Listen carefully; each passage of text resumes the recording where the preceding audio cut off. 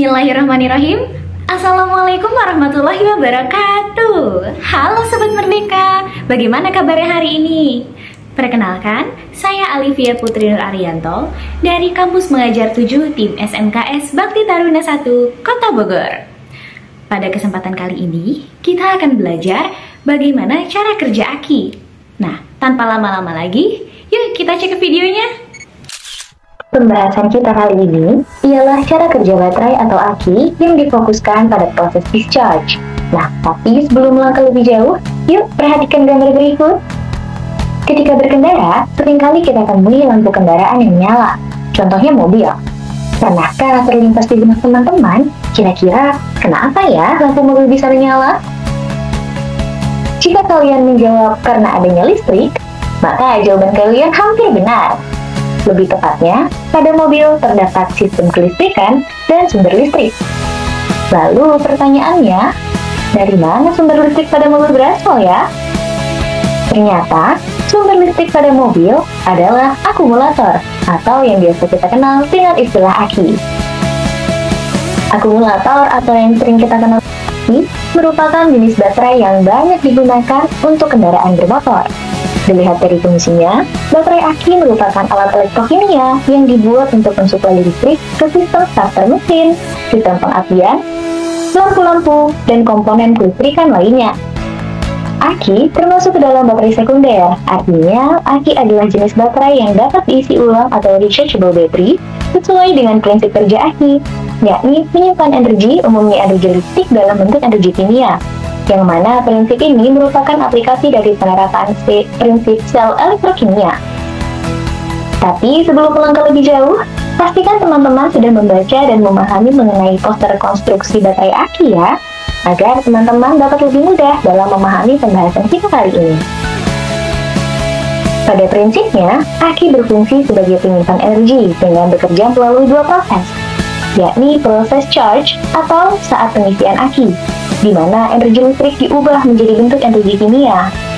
Dan energi kimia tersebut diubah kembali menjadi energi listrik pada saat pengosongan atau proses discharge. Pada pembahasan kali ini, kita akan berfokus pada proses discharge, karena pada proses inilah saat kondisi aki sedang digunakan untuk menyuplai arus listrik, sehingga lampu mobil dan sistem kelistrikan lainnya dapat menyala. Proses discharge aki adalah salah satu aplikasi dari penerapan prinsip sel elektrokimia, yakni sel volta pada kehidupan sehari-hari. Sel volta atau disebut juga dengan sel galvani merupakan suatu rangkaian sel yang dapat menghasilkan arus listrik melalui reaksi kimia, yakni reaksi redoks atau reduksi oksidasi spontan antara dua jenis logam yang disebut dengan istilah elektroda dan larutan elektrolit. Pada aki, yang berperan sebagai elektroda adalah plat-plat logam, yakni plat positif atau timbal oksida PbO2 sebagai katoda atau tempat terjadinya reaksi reduksi, dan plat negatif ialah timbal atau Pb sebagai anoda atau tempat terjadinya reaksi oksidasi. Adapun yang berperan sebagai larutan elektrolit adalah air aki yang merupakan campuran antara 36% asam sulfat dan 64% air. Rangkaian sel volta umumnya terdiri atas elektroda, elektrolit, dan jembatan garam. Untuk seperti pada ilustrasi gambar yang terpisah di belakang ini ya teman-teman. Tetapi, aki tidak memerlukan jembatan garam, karena struktur dan desainnya yang sedikit berbeda dengan sel volta sederhana yang biasanya ada di laboratorium. Aki dirancang untuk mengalami reaksi redoks secara siklik, di mana selama pengisian atau charging, reaksi redoks akan berjalan terbalik dari saat pengosongan atau discharging. Dalam sel volta sederhana, jembatan garam memang diperlukan untuk menjaga keseimbangan muatan antara dua setengah sel. Hal ini penting agar reaksi redoks dapat berlangsung terus-menerus dan menghasilkan arus listrik yang stabil. Nah, tetapi pada aki, elektrolit yang digunakan adalah asam sulfat atau H2SO4 yang bersifat konduktif, sehingga dapat mentransfer ion-ion dengan baik di dalam aki tanpa memerlukan jembatan garam. Selain itu, struktur elektroda, yakni plat positif dan negatif, yang tersusun secara paralel dan berdekatan, memungkinkan terjadinya perpindahan ion-ion dalam elektrolit dengan lebih mudah.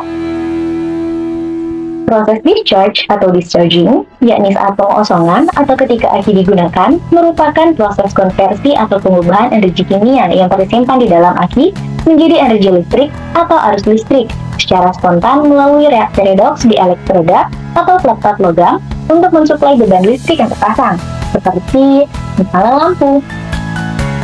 Pada saat proses discharge, logam timbal Pb yang terletak pada plat negatif aki atau anoda akan teroksidasi menjadi ion timbal Pb2+ dan melepaskan 2 elektron. Kemudian, plat positif timbal oksida yakni PbO2 atau katoda bereaksi dengan ion hidrogen H+ dari elektrolit asam sulfat dan menerima elektron dari oksidasi Pb membentuk timbal sulfat PbSO4 dan juga air. Proses discharge pada aki akan berlangsung terus-menerus sampai elektrolit habis atau aki benar-benar kosong. Seiring berjalannya reaksi, konsentrasi elektrolit asam sulfat akan terus berkurang dan menjadi lebih encer karena ion-ionnya bereaksi dengan elektroda membentuk air dan timbal sulfat. Hal ini menyebabkan aki menjadi semakin kosong atau habis, sehingga itulah yang menyebabkan aki harus diisi ulang atau di-charge untuk dapat digunakan kembali. Aliran elektron arus listrik yang dilepaskan dari anoda mengalir melalui rangkaian eksternal menuju katoda. Pada proses discharge inilah yang menghasilkan arus listrik dan digunakan untuk menghidupkan sektor lightning kendaraan seperti lampu dan lainnya. Tahukah kamu, aki terdiri atas jenis aki kering dan aki basah. Pada pembahasan kali ini, jenis aki yang dibahas adalah jenis aki basah.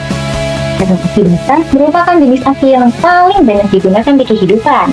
Perbedaan aki kering dan aki basah terletak pada beberapa hal, seperti pada elektroda.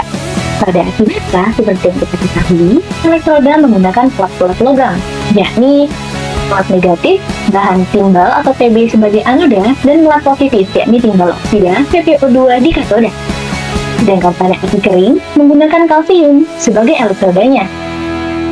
Selain itu, larutan elektrolit aki basah ialah berupa air aki, yakni campuran asam sulfat dan juga air. Sedangkan pada aki kering tidak menggunakan cairan elektrolit, tetapi dia berupa gel yang terkandung di dalam jaring atau net. Nah, jenis gel yang umum digunakan pada aki kering seperti gel asam sulfat, gel absorbent glass net atau AGM, dan gel polimer. Selain itu, cara kerja dari aki kering dan aki basah juga pastinya berbeda ya.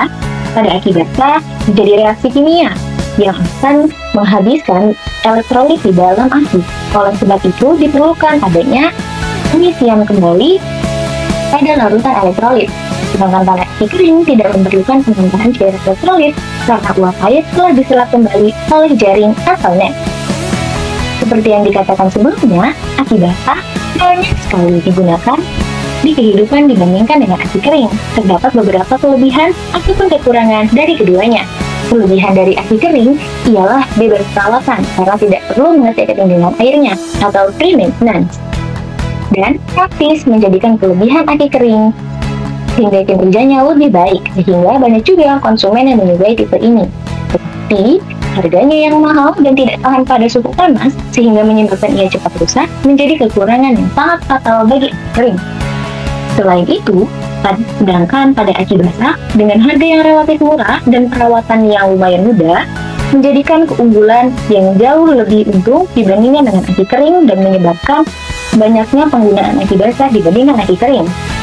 Namun kekurangannya ialah hanya perlu mengisi air aki kembali agar aki terisi kembali. Selain itu, elektrolit H2SO4 atau asam sulfat merupakan asam kuat yang lumayan bersifat korosif sehingga harus berhati-hati. Selain itu, pada aki basah juga memiliki tingkat pengosongan paling besar antara 0,8 sampai 1 hari. Bagaimana pelajaran hari ini? Menarik bukan?